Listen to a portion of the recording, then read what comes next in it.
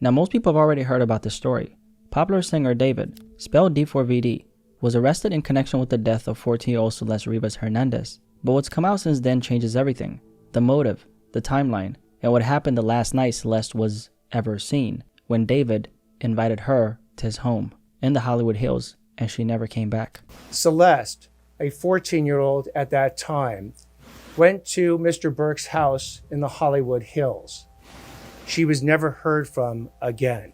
And months later, in September 2025, that's when everything changed.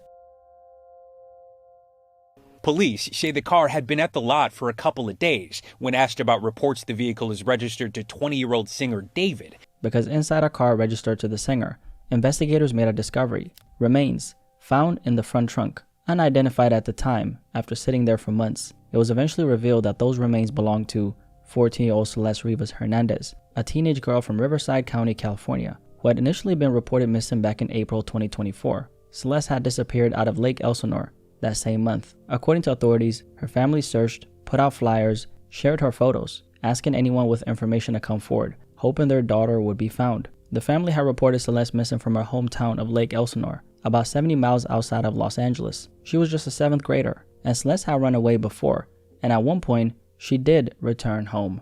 But after leaving again, this time, she never came back. For months, there were questions, and no answers about her whereabouts. But eventually, in September 2025, they would learn the truth, that Celeste was no longer missing.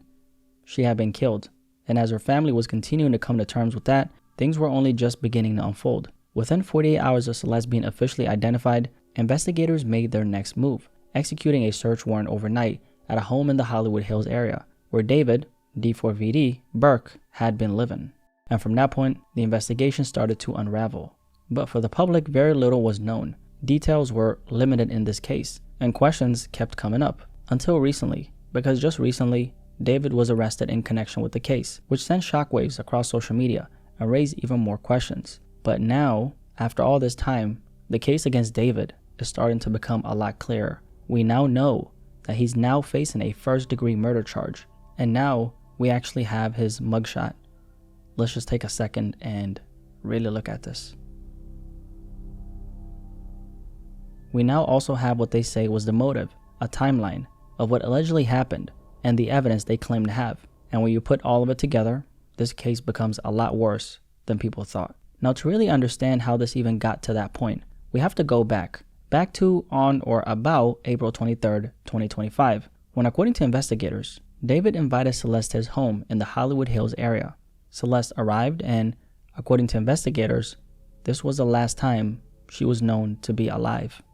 Now, up until this point, there had been speculation about the nature of his involvement with Celeste. And it's important to be clear here, we're talking about a grown man and a minor. According to investigators, that is no longer speculation. They allege that David was sexually involved with Celeste, and that this began when she was under the age of 14. During the course of our investigation, detectives learned that she had been involved in a sexual relationship with Mr. Burke when she was a minor and he was an adult. But it doesn't stop there, because according to the criminal complaint, investigators say Celeste had at one point been living with David, and in their words, he had recurring access to her, which meant this wasn't something distant or limited. This was direct access over a period of time. Now, when it comes to that last night Celeste was alive, this is when they say things took a much darker turn. They allege that at some point after Celeste arrived to David's home, she threatened to expose the relationship between the two, including the fact that it began when she was underage, which David of course knew could seriously damage his career. At the time, David was a rising mainstream artist, and just 2 days earlier, he had announced a Withered World Tour, a global tour set to take him across multiple countries as his career was continuing to expand, and that detail matters. According to investigators, this is where the motive comes in. See, investigators believe that once Celeste became a threat to David, after she threatened to expose their relationship, the situation escalated. And what happened next, they say, is where things went downhill. This murder was committed for financial gain.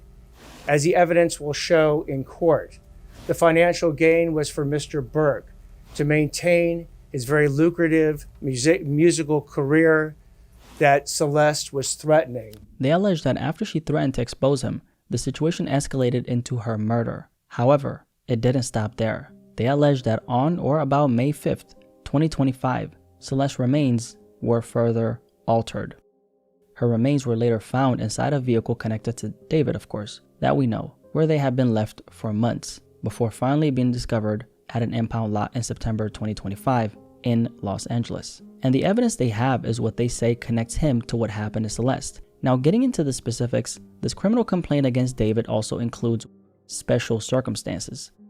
And these are very important because they make the case significantly more serious. According to the complaint, one of those is murder for financial gain. Another is the murder of a witness, with Celeste being considered that witness. And the third is what's called lying in wait, which means police believe the act was carried out in a deliberate and concealed manner. The complaint also alleges that David personally used a deadly weapon, described as a sharp instrument, in what happened to Celeste. In other words, they allege a sharp object was used in the killing of Celeste. Now that lying in wait part, that's important to understand, because in legal terms, it's not just about what happened, it's about how it allegedly happened. Lying in wait basically means someone waits, watches, and then carries out a surprise attack. In other words, it suggests planning and it suggests intent. Now if you try to picture this for a second, Celeste shows up to the home she was invited to by David,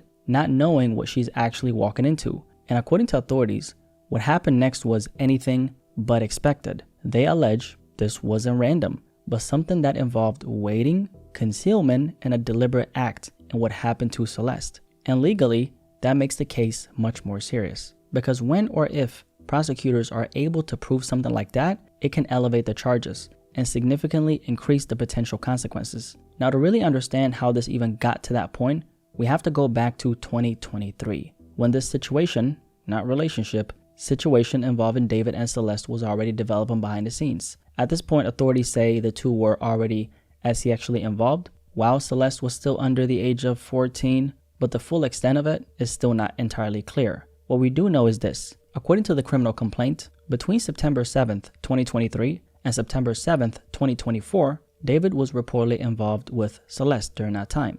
And this wasn't a one-time situation. Prosecutors allege that this was ongoing over an extended period of time. It's also during this time that investigators say Celeste had at one point been living under the same roof as David.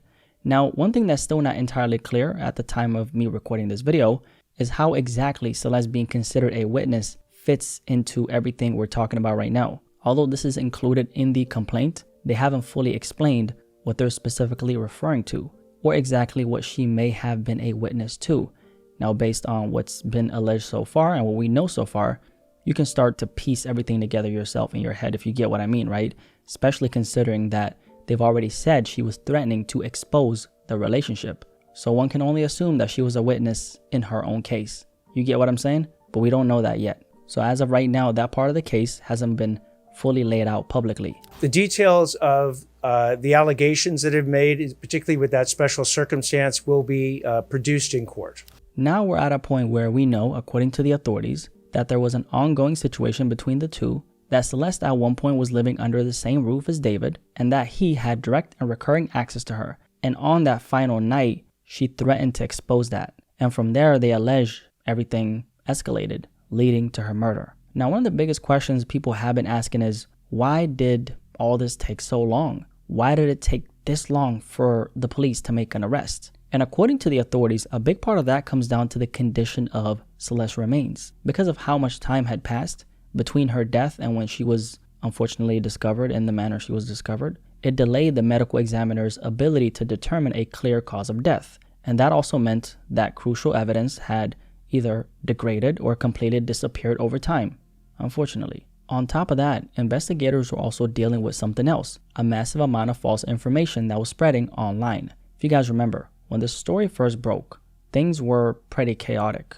There was a lot being said, and the majority of it was actually not accurate. And even a lot of very popular media outlets ended up pushing information that wasn't fully verified at all. And because law enforcement had to sort through all of that information while trying to piece together what was done to Celeste, it made this investigation that much more difficult, and ultimately, that's what added all this time to it. Now, another key reason why this case took time is because, according to the authorities, there was no direct eyewitness who actually saw what happened to Celeste. And on top of that, they also didn't have any clear footage that directly shows David committing the act.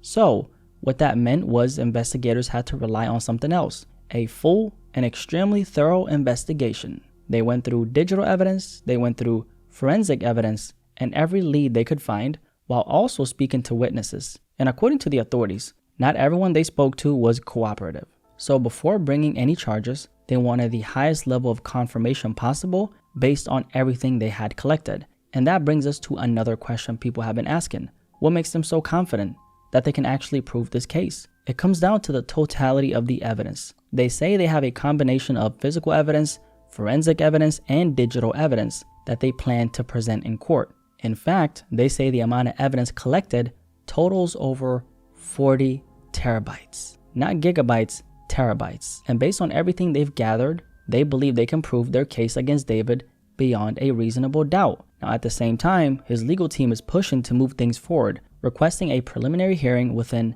the next 10 days. Right now, we don't know exactly what that evidence is or what it looks like in detail. And anyone who tells you that they have that evidence is obviously lying. But that's something we're likely going to learn very soon. What we do know is that based on everything that's been laid out so far, this case is way worse than we thought. And we're only just starting to see what it looks like. Now, with all that being said, I think it's important we stay focused on what actually happened here. A child lost her life. And that's something that shouldn't get lost in all these very grim and dark details or all the noise around his case. Celeste had her whole life ahead of her. You know, it was taken from her, and it was all taken from her in a situation she should have never been in to begin with. And that's not something anyone can put on her, because Celeste was a child, and children aren't capable of understanding the kind of situations they're being placed in. It's just tragic. And it's a reminder of how important it is that we protect children in this world and take situations like this seriously. Rest in peace to Celeste Rivas, and I hope justice is served for what was done to this little girl. I'm out.